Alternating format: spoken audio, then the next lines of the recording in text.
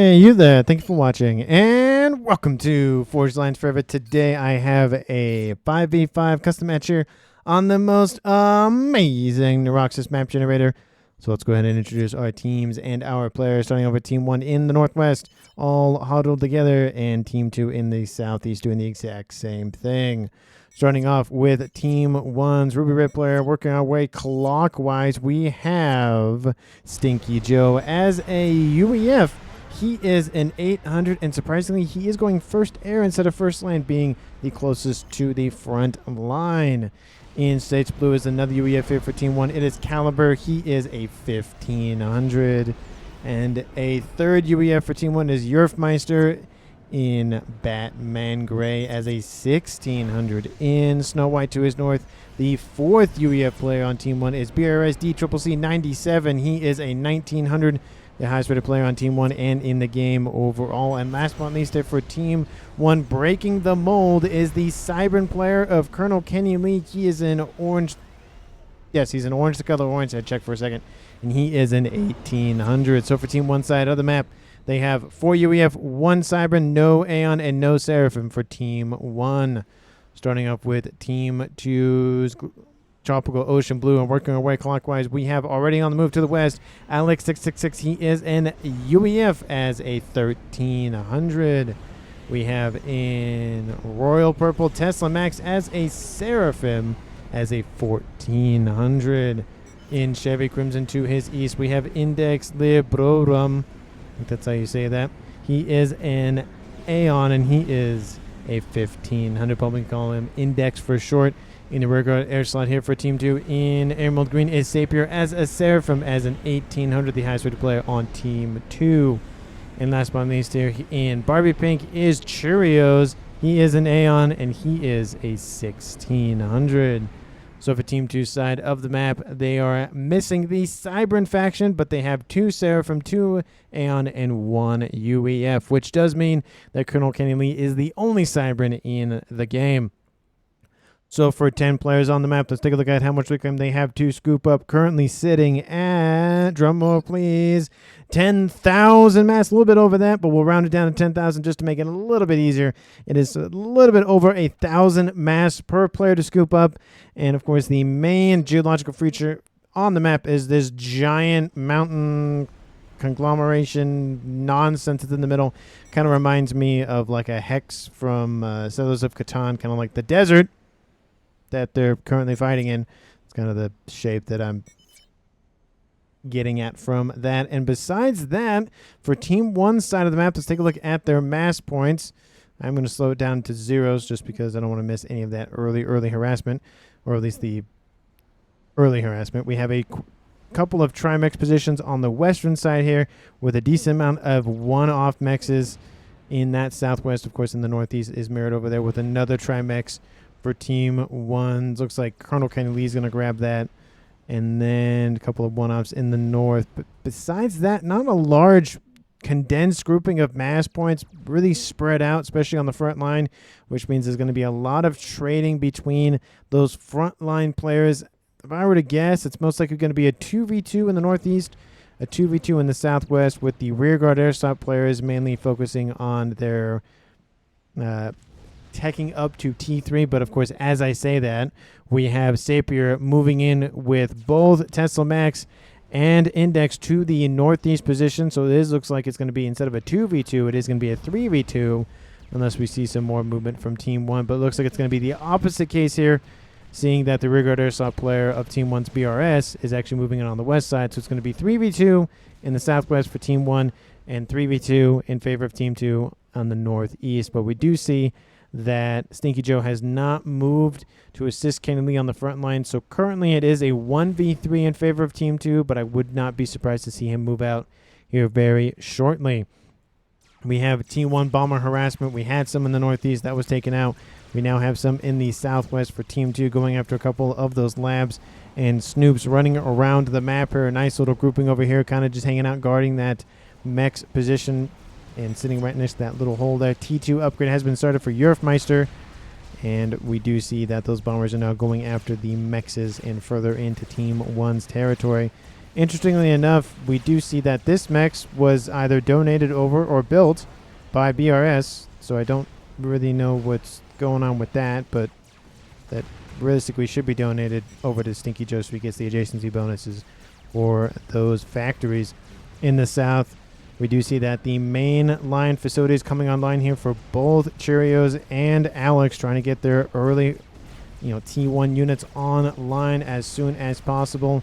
And I would not be surprised to see a radar installation be put right about there, because why not? It's the closest to the middle of the map. We should see a lot of T2, T3 AA surrounding this central mountain range, just so that it prevents any sort of air engagements across the middle, forcing them to go around in either clockwise or counterclockwise fashion. And in the northeast, Team 1's Colonel Kennedy trying to stop the advancement of Team 2's commanders and units. Tesla Max getting a T1 PD to stop this incoming Mantis harassment.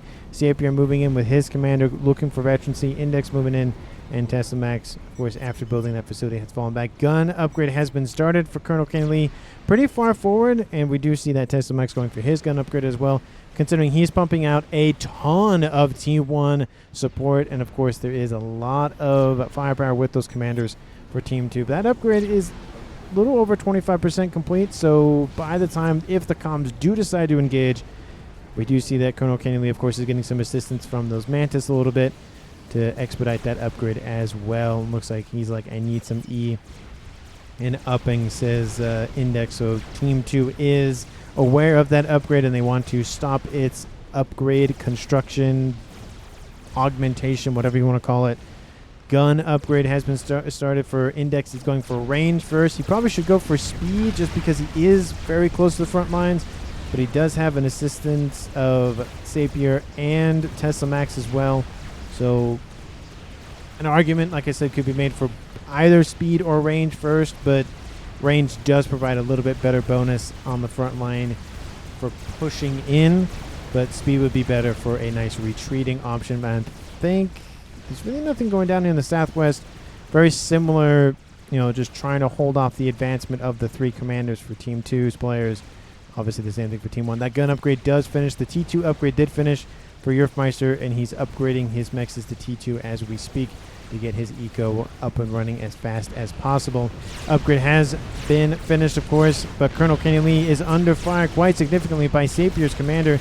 He has no upgrades on board, but he's dropped Colonel Kenny Lee into the mid-yellows, so he has to be very careful with how much he pushes in, because that range upgrade is done, and Index is going for speed, and his teammate of Tesla Max is going to have that speed and range upgrade done right about now. We do see that Stinky Joe is now moving into the east. He hasn't gone all the way in, but he is going for a damage range upgrade, which will take a couple of seconds to get online. It will force Kenny Lee to fall back, and we see a nice little distraction maneuver in the east. Nice little hook maneuver outbound from Tesla Max, going after, again, a couple of Team 1 Mexes. And Alex, hold on. Usually when this happens, we figure out what's going on. Alex, Control K's. Don't see any comments in chat about it as of yet. He's going T3, making units and send right. So it looks like it's probably just a connection issue. Definitely unfortunate here for Team 2, but it does give another base to somebody on Team 2. Most likely it'll stay with Sapier, or it might go to Cheerios. That does not count in my book as a kill. It's just an unfortunate incident. And it does get transferred over to Cheerios, definitely the person it should be, because he will have to micromanage that front line quite heavily. So it essentially kind of turns into what was happening with Colonel Kenny Lee with 1v3 versus 1v3. But of course it's two bases, so yeah, it's 1v3 here in favor of Team 1, but it's 1v3 with one player having two bases. So like 1.5, I guess is what you would probably call it there. Gun upgrade is almost done, but Kenny Lee is still holding on. We do see with the three commanders now having gun, or two of the three having gun, it gives a lot of momentum to Team 2 on this eastern side. And again, Team 1 has to be very careful to not let this attack outbound from Tesla Max push Team 1 back all the way to their main bases. We do see with Stinky Joe on the move, it will allow Colonel Kenny Lee to try to stop this advancement of units outbound from Tesla. Tesla's going for the comm of Kenny, but of course Stinky Joe's going to get some veterancy from this incoming units from Tesla. And it does look like Tesla's just going to walk Colonel Kennedy down. He doesn't care. But again, he has to be very careful. He's almost at 1-star veterancy. He will get it if he kills off a Mantis right here. There he is. Gets that 1-star veterancy. And we're looking a little bit dire for him. But Index is nearby. And of course, Sapir is now falling back, focusing more on his T3 upgrading to air tech, I should say. And it is about to be done. How does that compare with BRS's? He already is at T3 air. So a little bit behind, but not by much. Gun damage range is started for BRS. So not only is he trying to, again, get air supremacy, he's also trying to assist his teammates with pushing in. But they're not really pushing in that much. They kind of grab their mexes and kind of just holding position. Of course, with Alex vacating the premises, there's not a lot of pressure on the momentum side of things or the attack side of things for Team 2. Mainly more of a defensive measure. So most of the com-on-com action, and only the com-on-com action occurred in this game, has occurred in this northeastern corner of the map. And I keep saying like the same words 4 times straight, so I do apologize if my lack of vocabulary is present. My air conditioning does not work, and it's currently, well, in terms of Fahrenheit, it's 90 degrees. I kind of forget what it is in Celsius for those that are not in the U.S. or use the Fahrenheit system. But it is hot in this room, so again, if my brain isn't working to full capacity, that will explain why. Stealth upgrade almost done here for Colonel Kenny Lee. Stinky Joe nearby just to protect. A little bit of pausing going on, and looks like BRS saying we got air. Yeah, still no comments about what happened to Alex. Definitely unfortunate for Team 2. It does look like there is an attack mounting on both the southwest corner and a little bit northeast of that. There are some T1 units holding position, and the Calm of Caliber has no gun upgrade, no veterancy, but still holding position. He does have a T2 facility nearby, and he's starting to pump out his Riptides. And of course, he's going to be facing off against the far superior in HP and DPS of the Pillars. You do see that Nano Repair is halfway done here for Colonel, and Sneaky Joe is assisting, but Tesla Max is ignoring him, going all the way north. T3 gunship is online and kills off Tesla Max. Good snipe here by Team 1's Colonel Kenny Lee. Most likely it was donated over by BRS. Looks like BRS had to go for some reason. He just sent his comm to base. He's probably going to have to, he probably has to, answer the door or something. So that was gifted over to Colonel Kenny Lee. So he will get the credit for that kill, but it was most likely built by BRS before it was transferred over. Great grab here by Team 1. It is now a 5v3 in favor of Team 1, with Tesla Max being the first kill and Alex being the first departure of the game. We do see that Index has fallen back, of course, to avoid the gunship, going for some blood here, and it's almost been killed off. 750 hit points remain, and it's going to go for the comm. Unfortunately, I don't think it's going to be able to kill off the comm, but it is going to drop him a considerable amount of hit points, though. He's building some T2 Ascendant flak right now that that Assailant is not protecting him, so he's got to move that, and so he's going to be fine. For now, another gunship is just kind of holding position. It's just taking some unnecessary damage. T2 Mongoose online for Stinky Joe, and this has really opened up Team 1's ability to fight back and push back Team 2. A couple of units have gotten past the frontline units here for Sapir. Those were originally Tesla Maxes and will cause a little bit of havoc for Team 1, but nothing that they can't handle. And we'll kind of try to keep track of when BRS does come back into the fold. But on the front line in the southwest, Yerfmeister holding off an attack outbound from Cheerios. Mostly T1, but a couple of Blazes do mix in here. And it does look like that secondary force, the UEF one for Cheerios, does punch through Caliber's forces, does force him back, but the reinforcing forces for Yerfmeister now starting to surround those T2 units from Cheerios. And of course, Caliber's nearby, has no vacancy, but he does have some Titans trying to move into position to assist. So it will kind of be like a net zero here, but of course all of that mass from those T2 units will be on Team 1's side of the map. Nice, a couple of thousand of mass or so that Team 1 can scoop up to recover their losses. But a nice little Titan breaks through, going after more Mexes here, and a nice little Pillar trying to do as much damage as he can. Cheerios doing a very good job of splitting his opponent's focus so he can do damage wherever he can. And it's really paying a little bit of dividends, also considering the fact that Team 2 is really starting to lose territory here. And it's essentially flipped here, where it was Team 2 at a 3-1 advantage with comms. It's now a 2-1 advantage with Sapir pulling back. He doesn't want to be sniped. I don't blame him. Of course, he's in charge of air, and I don't see a lot of air outbound from him. Of course, Team 1 did win air, and this, couple of gunships really doing a number on Team 2's eco. You can see, even though Team 2 is suffering a decent amount of, losses in the northeast and further in, Team 2 is winning the mass game at 550 or so mass per second. Team 1 at not even 400, and that's primarily due to the fact that 2 players on Team 1 are below 100 mass per second, and of course, BRS is at 1 because he had to go for some reason. But he didn't make any comments in chat about it, which obviously is a little annoying. We got air. That's his last message. And no, need to AFK for 5 minutes. We have air. Okay, so he just probably had to go to the bathroom or answer the door or something. So at least he did make a comment. So that is that. It's not, hey, take my stuff and not tell anybody. At least he did say something, so I do appreciate that.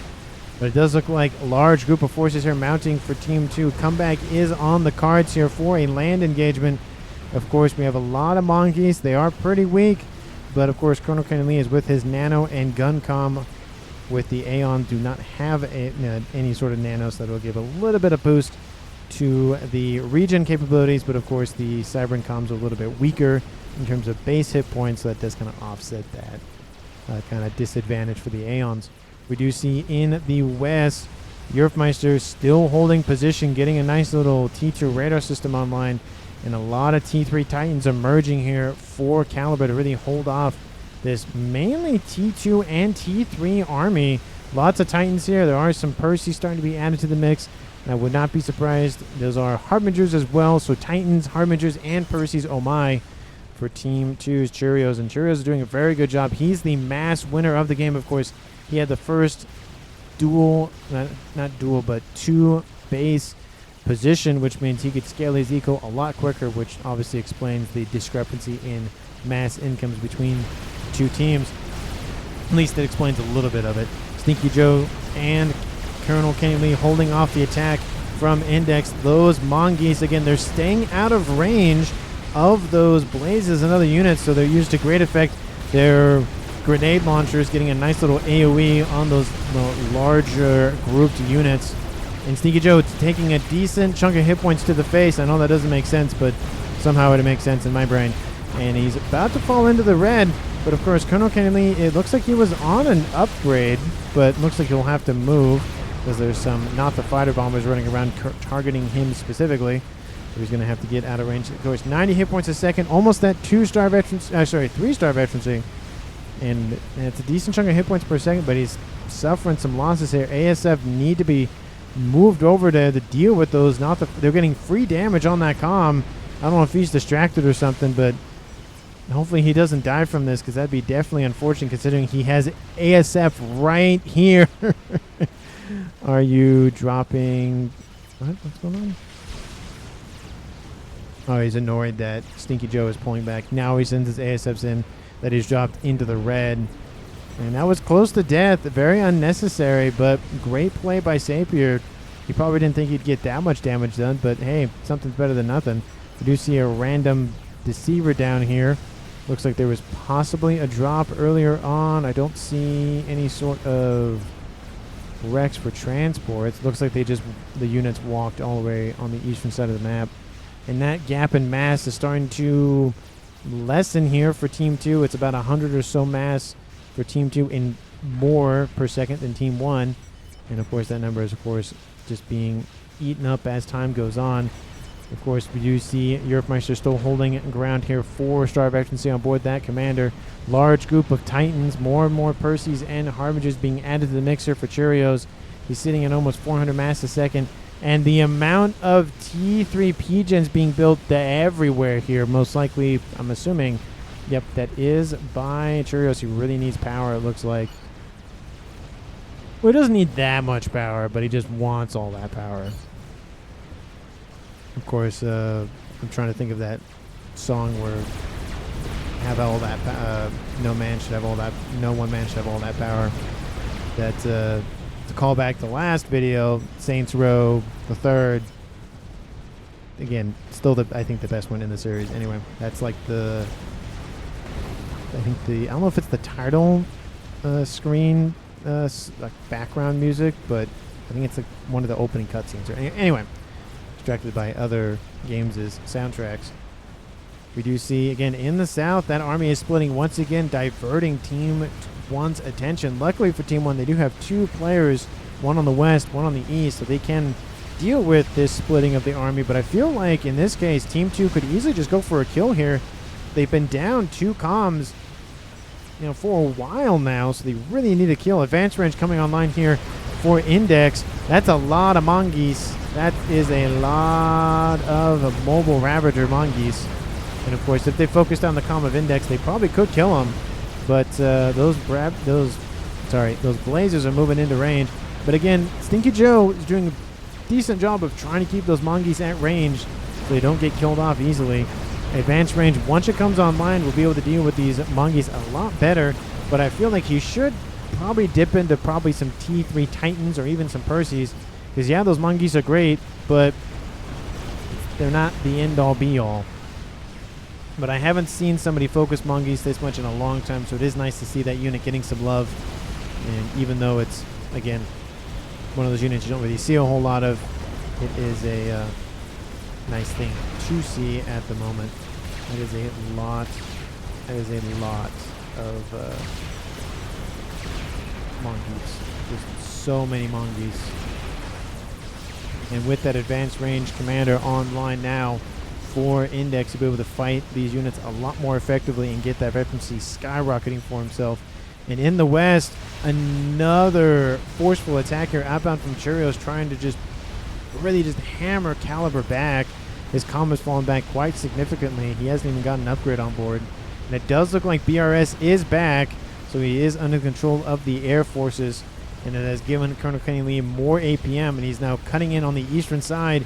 And it looks like it either will be a pincer maneuver or just a continuing on southward maneuver. Stinky Joe does have the shield on board and Nano, very chonky commander. And Index, even with that advanced range commander, is really being forced back. He needs probably the shield at a minimum, just the first shield at a minimum, if not the shield heavy. Don't know why it's called the shield heavy. It should be the heavy shield, but that's just semantics at this point. And at 22 minutes on the clock, let's take a look at the game overall. Team 1 has all of the players remaining. Team 2 had one early departure from Alex, and Tesla Max was the first official kill. And besides that, it's been a 5v3 game for a while now. Let me know down in the comments who you think is going to currently win this game. And of course, if you haven't done so already, like the video and subscribe to the channel, and if you've been watching my videos for a while and you haven't been subscribed, why not? It's free, and you can go to your subscriptions. You can see when my videos are uploaded. Of course, FAF videos are uploaded at the same time every day, but it's still nice to be able to be like, oh yeah, I haven't watched this video today. Let me go watch it. Anyway, I really do appreciate all the time and attention you do give to my videos, and of course, like I said, if you haven't subscribed, why not? It's free. Free stuff is nice. I like free stuff. I think everybody likes free stuff. We do see Saprio holding position. He hasn't fallen back as much as I thought he would be, but he does have gun and nano on board. Looks like he's taking more of an active approach on the land engagement side of things. He was up there. He's fallen back, and now he's back in the middle because Team 1 has significantly pushed back Team 2. We could see a scenario just like yesterday's game where one team has the northern side of the map and the other team has the southern side of the map. And it's starting to shape up that way with Cheerios doing a ton of work. And it's a little bit, no, it's not as momentous. It's not as, not ostentatious, but as successful as Team 1's. But he's still doing a great job of pushing in, really cutting off Yerfmeister's front line. He is sitting at 5-star veterancy, though, that Yerfmeister. If he gets that shield on board, he'll be really, really chonky to deal with. We do see he has some T3 facilities online. But with all those T3 units being pumped out here by Cheerios, it's really just keeping Team 1 at bay. And Team 2, with Sapio on the front line going for splash. So he's really focusing on that land engagement. It's, might be enough for Team 2 to hold the line. We do see a group of Volthu gunships moving into Stinky Joe's position. And Stinky Joe is not being targeted by those units as of yet. And Index does survive that incursion from all those mongoose. More mongoose are just being thrown in this direction. Stinky Joe looks like he's done his raiding operations for the time being. Looks like he's focusing more on eco and getting some bricks online. Well, I have not seen a monkey yet here in this game. Very surprising from the only Cybran commander in the game. I mean, it is the cheapest experimental in the game. I'm kind of surprised he hasn't built one yet, but of course he did have to micro air for a little bit, so it probably distracted him from going for that. And still with the shield upgrade, Index still holding out. He's in the yellow. Stinky Joe is about to lose his shield, but he is sitting at 4 strife urgency, almost at 5. And those Mongeese trying to just push forward and kill off as many Mongeese as they can. Blazes push and kill off Mongeese. They Mongeese a lot, so apologies if I do say Mongeese twice when referring to Blazes. Sapir has built, I think, the first experimental of the game. It's the chicken. He is Seraphim. That does make sense. And, of course, we see Cheerios going for his Colossus and then 2 more after that. Team 1, are you building any sort of experimentals? You primarily have Fat Boys. We do see one has been started by Caliber. And I feel like Team 1 should, I mean, at least Colonel Kenley should hand over a couple of T3 Cybran Engineers. So that way at least Caliber or Yerfmeister could build some monkeys or crabs just to help fight back. Because in terms of land experimentals, you know, 1v1 or 2v2, in terms of, you know, frontal engagements kind of thing, Team 2 has the huge advantage with having chickens and Colossi, which Team 1 does not have. So they really need to get those Cybran experimentals online sooner rather than later. Unless they just want to go full Novak spam, then that could work. It'd take a while, but it could work. Some UEF players do that. I'm particularly not one to do that. I usually build 1 or 2 when I do play, and that's really about it. Unless I'm like, I'm just going to build 8 of them because why not? But that's usually when the game is usually over by then. We do see that the Colossus has been built, so it looks like that's the first experimental of the game, which would make sense because, of course, Cheerios has so much ego. He's sitting at almost 700 mass per second at 26.5 minutes. That's a huge contender here for Team 2. Team 1 has caught up with the mass generation game at 1.1 versus 1.1k mass. And, of course, now we see BRS moving to the front line, just scooping up mass to scale his air. Of course, Team 1 does have the advantage in air for the time being, at least they've had it. I don't know if they currently have it, but they did at one point. Currently sitting at 58 ASFs. Obviously, the 6 looks like an 8. And Team 2 sitting at 67. So Team 2 is in the lead for the air game. And, of course, they also have some gunships, because they don't have T3 gunships, because the Seraphim do not. But looks like things have started to stabilize for Team 2's front line. They've lost a little bit of territory, but not as much as Team 1 has lost. It looks like Team 1 has a little bit more ways to go to rebuild versus Team 2. They can easily push back out with that large group of forces. Stinky Joe not leaving the front line, and he will be the first casualty on Team 1 side of the map. That chicken is going to just blitz him down, doesn't care. They're just going to go for the kill. Mongeese and some Percy's moving in, but that comm is DED. It's not going anywhere, and kaboom. There he goes. Team 1 suffers their first casualty of the game at 27.5 minutes. Great scouting, team, says Stinky, and Caliber says lol. Well, I mean, he was very far forward. Colonel Kenley already left, so, I mean, at 27 minutes being that far forward with not really a fire base or something to fall back to,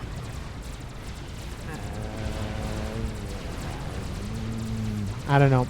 I feel like Stinky Joe probably should have just, I know he was really trying to be very aggressive, which is to be applauded, but it didn't work out in this scenario. So now it is a 4v3 in favor of Team 1, with BRS getting control of Stinky Joe's base, which I feel like should go to Kenny Lee. And Kenny, why you call for my help, but then you leave me alone? I mean, he fell back way before, like 20, I think it was like 23 minutes or something, he started to fall back. So, anyway, not building any experimentals here for Colonel Kenny Lee, and those ASF come in and wipe out all the transports. Looks like they're ferrying some bricks to the front line, but some of them get land, some of them don't. I will not help you out against this Stinky Joe. I don't know. There is one thing to be, annoyed and frustrated, but, sometimes people make mistakes, and, I try to treat every game as a new game and not try to judge people based on their past performance in terms of how they performed the previous game or whatnot. We do see a Fat Boy online here for Caliber, and that Colossus has been destroyed. Team 1 has doesn't have full control of the reclaim, but has some of it. There is a large T3 Percy land army moving in. I guess land army is redundant. We do see that Stinky Joe still just a little salty about dying off. I don't blame him. I'd be annoyed if I died first, but still. There is that fine line of being annoyed and frustrated and taking it a little too far. But it just, every game is different, and it depends if you play the game at 2 a.m. in the morning or 12 p.m. or noon or whatever. Your mindset's a little different. You actually have some brain cells at noon rather than like at 2 a.m. Which it just amazes me that players, especially high-rated players, can play that late into the day and they still perform very well. That just amazes me. My brain is like dead at like 7 or 8 p.m. It's just, I'm just out of it by then. We do see in the north the chicken has given Team 2 a large amount of room to work with now. But of course that chicken is running into a host of T3 and T2 units. Most of those of course being Mongees, Percys, and the bricks. And there's mainly T3 units here for Index. He has a lot of Harbingers and a couple of some Ascendants for some AA. But that chicken is going to die here. We'll give Team 1 a decent amount of mass to scoop up and turn into experimentals. Team 1 desperately needs more experimentals. They are going for, Kenny specifically is going for a monkey. I feel like at this point, especially 30 minutes, you probably should go for crab. Team 2 is starting to pull away again in the mass department, and they are going for a donut. Because why not? Team 2 does have a little bit superiority, and an emissary has been started.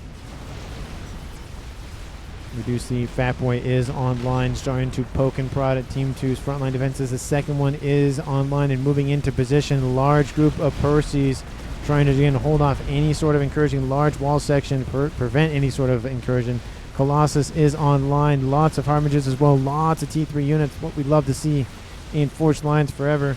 Just the hordes of units running around. ASF in the midst of Team 2's base. Looks like there was an air fight at some point. Team 1's BRS has the advantage quite significantly. He probably has air dominance and is now starting to airlock Team 2. Looks like I like how there's just a hologram of a UEF shield that will never be built, but it's just funny to look at. Another Colossus is coming online. Looks like at this point Churros is just trying to spend mass. Well, he's spending a lot of mass, so I guess doesn't mean you need to focus on the donut. And if those ASF move in, they could kill that donut off. But the nice thing is, though, is that while Team 2's Churros is building this, he's just sinking a ton of mass per second into a project that could easily be wiped out if BRS notices it, which he doesn't know about it, but once he sees it, he's going to go for it. That's not going to feel good here for Cheerios. Colossus trying to push up, but all these Percys and supporting units fall back. There are a couple of T2 clean cameras trying to force those Fat Boys back, but it's not really going to matter at this point. Fat Boys are here to stay. Large group of units moving in.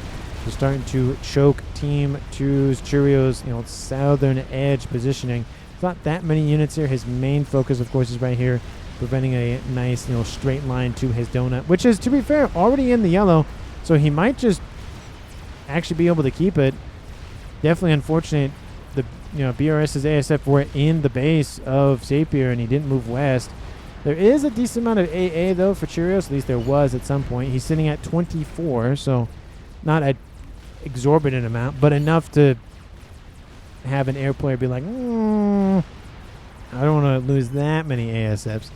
Do you see large groups of units starting to form here in the northeastern corner, just trying to poke and prod, take out some ring T2 Mechs here for Colonel Kenny Lee. Every one is, of course, 9 mass per second.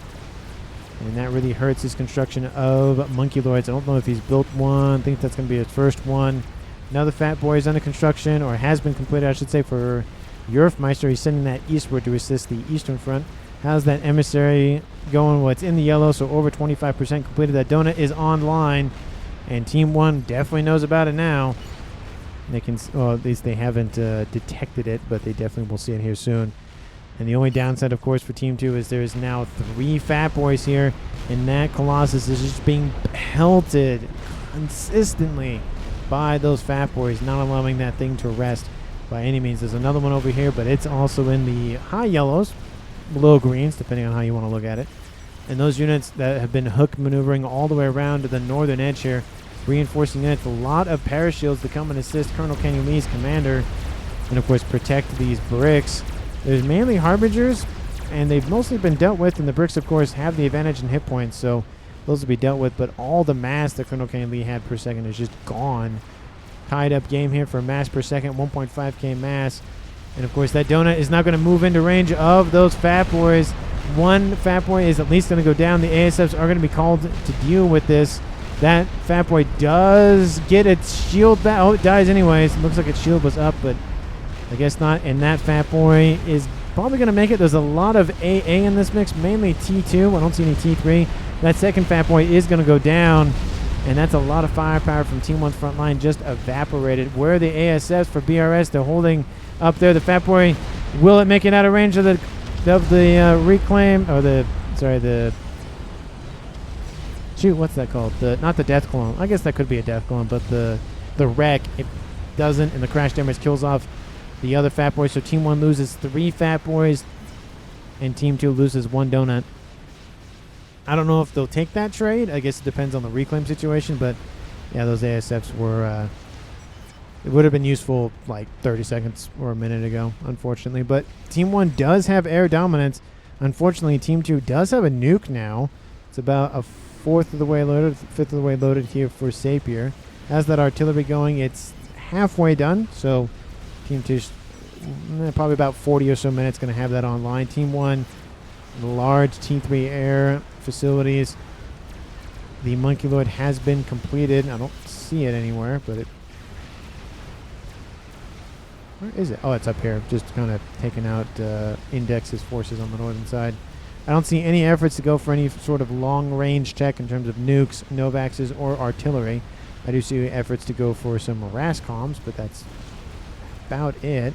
SMD is online and is loading as we speak. Is there an SMD over here? Yes, it is, and it's being loaded as well, so Team 1 will be protected against Team 2's nuke. And it looks like Team 1, with all of the engineers, have scooped up 2 of the 3 wrecks and is almost done with the donut. Large groups of Percys moving in and trying to force back Team 2. They're probably going to try to go for that artillery piece that's right here that they don't really know that's there, but they'll see it shortly if they do get there.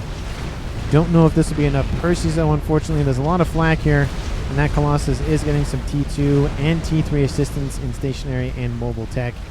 And it does look like Percys went southward to deal with these dual Colossi. And will they get this Colossus? A couple more thousand hit points. I think it'll be fine, but it's not really usable at this point. And I don't think this amount of Percys will deal with that. If all of them were Percys, oh yeah, they deal with that Colossus, but there's so many Skyboxers, it's not really going to do much. ASF looks like they're going to position for another attack, but more and more anti-air defenses have been built. 25 T2 and 21 T3, and that doesn't account for the UEF ones that are probably built. No, those are just using Aeon, so I guess he's just using Aeon engineers to build those. His artillery is about to be completed. Look at that thing. The best T3 artillery in the game is completed. And of course, if you haven't watched yesterday's video, I added a new mod to the list that has icons for each of the individual T3 artillery so I can see them a lot better. Of course, this one is the Emissary, as evidenced by its silhouette. And that is going to be starting to be devastating for Team 1 if they do not get that under control or take that out or get shielding. Probably a little bit of both, but that air grid is definitely going to be a big target. At least that's what I would go for if I was Cheerios. Cheerios sitting at almost 800 mass a second. The only player rivaling him in mass is BRS at 600. Team 1 is further ahead in the match generation game at 1.8 versus 1.5. Huge land engagement to the east. Yerfmeister has shifted his focus a little bit to the eastern side, seeing that as weaker. And with this Fat Boy, it's going to provide a lot of forward momentum for Team 1. ASF positioning to go after the gunships. Just finished second, started, says Tesla Max. I don't know what that means in reference to whatever. It looks like Cheerios is building his own Fat Boys as we speak. He's almost done with one of them. And it's a very much a back and forth here on the northeastern side. Southwestern side, not as much, but Satellite is now online for Caliber. Maybe that's what he's talking about. Yep. The Novax spam has started. At least there's 2 of them, so it's not necessarily spam territory yet. But it can easily get to that. I am still surprised that Colonel Kennedy is not going for more of those crabs or monkeys. He's just built the one and called it good. But all these T3 Percys and some Spearheads and Titans pushing in to all of this T3 land factory spam. That monkey lord is on the front lines, though. I haven't seen another chicken in a while here. There is one back here as I speak. Another air fight does commence. It is over AA, both stationary and mobile, and Team 2 will win the day. So Team 2 now has air control. Of course, the air grid is being severely depleted by Team 2's artillery. It's not that much, but it is starting to make a dent. And of course, Team 1 knows where it is due to the fact that the Novax is sitting over it. Second artillery has been started by Cheerios. He's also building more shielding to protect all of his engineers and all of his other assets. But there's a large land army moving in, spearheaded by a monkey and followed up by a fat boy that's driving in reverse, I might add. It is driving in reverse. Oh, no, it looks like he's going to turn around. But it looked like for a second. Oh, that was a good shot. He was driving backwards like Mater, or Toe Mater, but without the toe. As quoted by Mater in the Cars movie, which I still think the first one is the best one. Usually it is, but I still think Toy Story 2 is better than Toy Story 1, but I guess it depends on... I don't know, I feel like Toy Story 2 is a really good movie. With the additional characters from Jesse and all of them. But I don't know, I feel like they should have just ended it with 3, but I don't know if they should be making... I don't know, 5 is kind of... I don't think they should be making a 5. I don't even think they should have made a 4. 4 wasn't too bad, though, but I still think they should have just ended the series with 3. Anyway, front line is severely collapsing here. Chicken does get eliminated. It does divert a lot of the T3 units here for Team 1, but Team 2 is severely losing territory by the second here. Team 2 is, of course, winning the artillery game. There are the Novaxes that are shielded. Third one is online, so Novax spam is underway. And mass gating in of Rascoms here for Yerfmeister to get his eco up and running. Team 1 at 2.1, Team 2 at 1.4 and falling due to the massive amounts of T3, T2, Team 1 mechs is falling offline, being taken offline by Team 1's advancing forces. Looks like the Colossus is trying to make a beeline for that fat boy. And those gunships doing a decent job of keeping those, Percys just constantly peppered and prodded and whatnot. But, yeah, that Colossus is going to go down very quickly here now that most of those Percys are in range. Just thousands and thousands of hit points per second being lost by just the massive amounts of damage that those Percys do. Still, as I say it every time, T3 Percy, OP, T3 Percy, best land, T3 land unit in the game. Nuke is outbound. Will he use it for defense? No, he won't. He's going to use it for attack, going after this group of Percys and Fat Boy, opening a door for Team 2 to push in with their own Fat Boys and Colossus.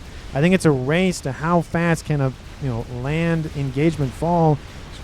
Certainly, Team 1 is in the lead for that, but I don't think that Nuke was going to kill off much of anything.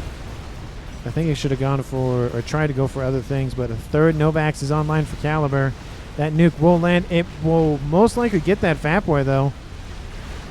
Oh, the shield gets, the hit points get singed a little bit, but it's still fine. There's still the horde of T3 units they have to chew through, and now the Novax satellites, per their name, going after the Fat Boys, and now we see another donut being built by Cheerios, more Colossi being built. Now we see a Maybor has been started.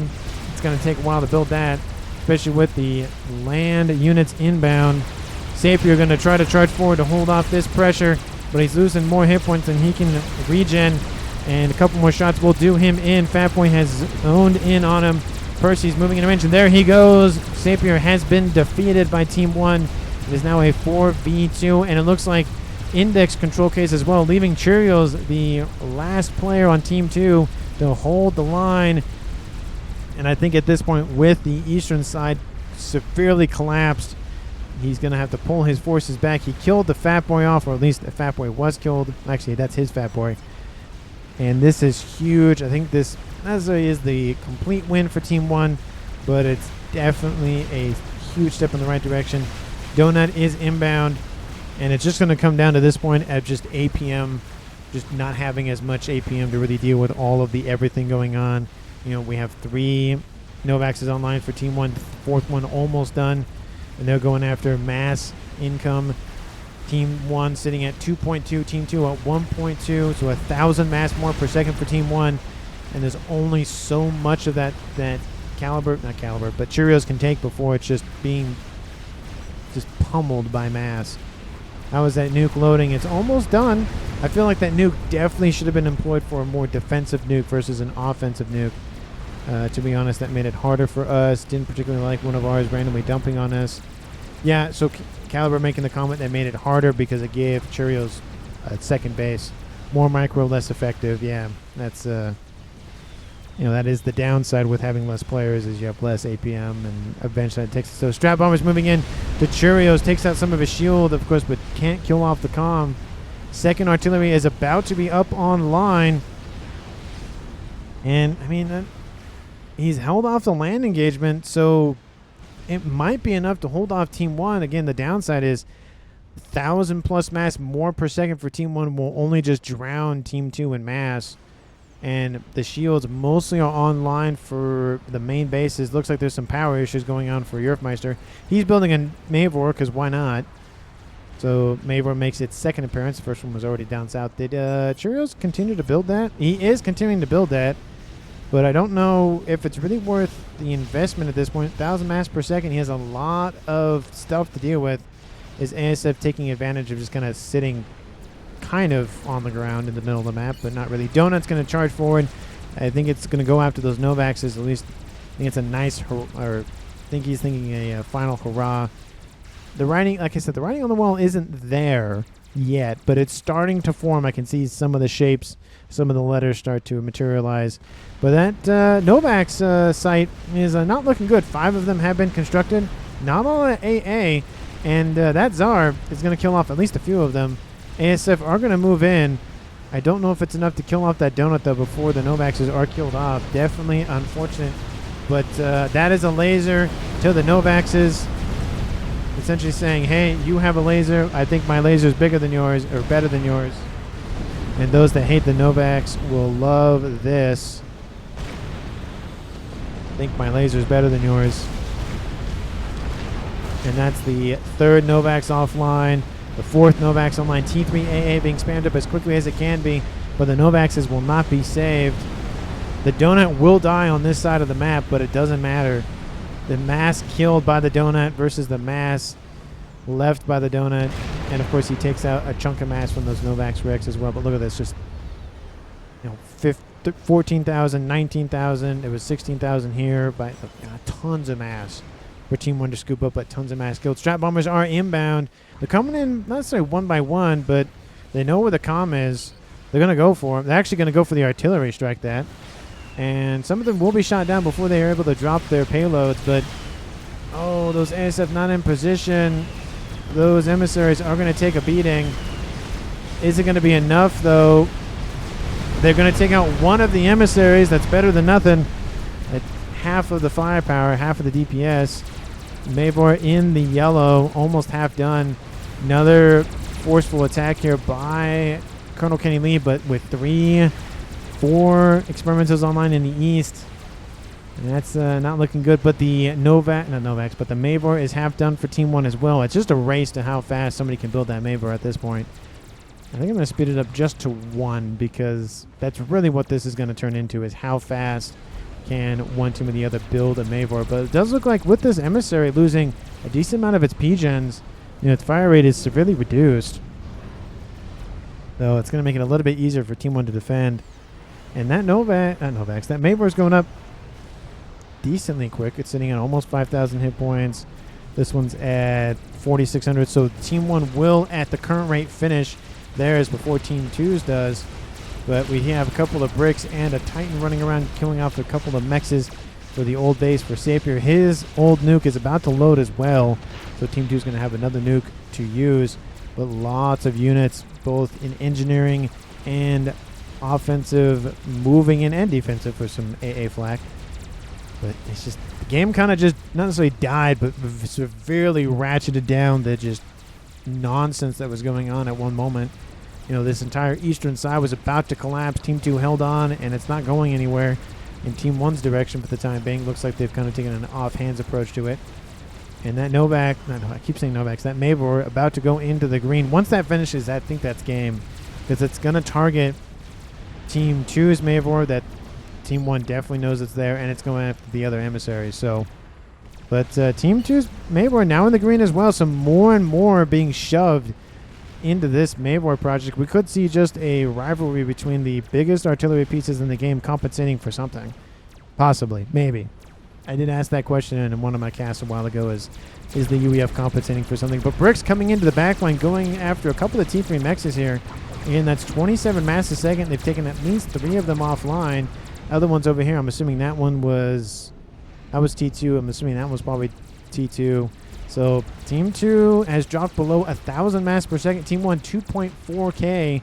Everybody on Team 1 above 400 mass a second. Novaxes have been rebuilt. 3 of the 5 of them have been rebuilt, at least, and the 4th one is on the way. 47 minutes on the clock. Mavor is about to finish for Team 1, but Team 2's Mavor is slagging behind a little bit. It's just a race to who can finish it. We see some Novaxes providing some intel for Team 1. They're like, target this thing. Target the giant artillery that's going to finish. Mavor says, BRS, you just noticed that? It's been there for like a while. But, you know, you're focused on doing other things, so I don't blame you. You can't just sit there and scan the entire map the entire time. That is the benefit of having somebody who's still in the game but dead, is that they can just sit there and look at, like, oh, you know, there's spy planes moving in. Let me see what's going on. Oh, look, there's a Mavor. Oh, look, there's artillery. Oh, look, there's this, that, and the other thing that they can go after kind of thing. Telesnipe on his Mavor. Says BRS, says Colonel Kennedy. He's nowhere close to doing that currently.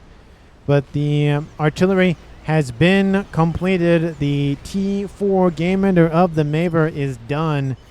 And those Novaxes are surrounding that thing. Will Team 2's Cheerios, the sole survivor of Team 2, build the Mavor? It's about to be completed, 7,600. He still has his other emissary.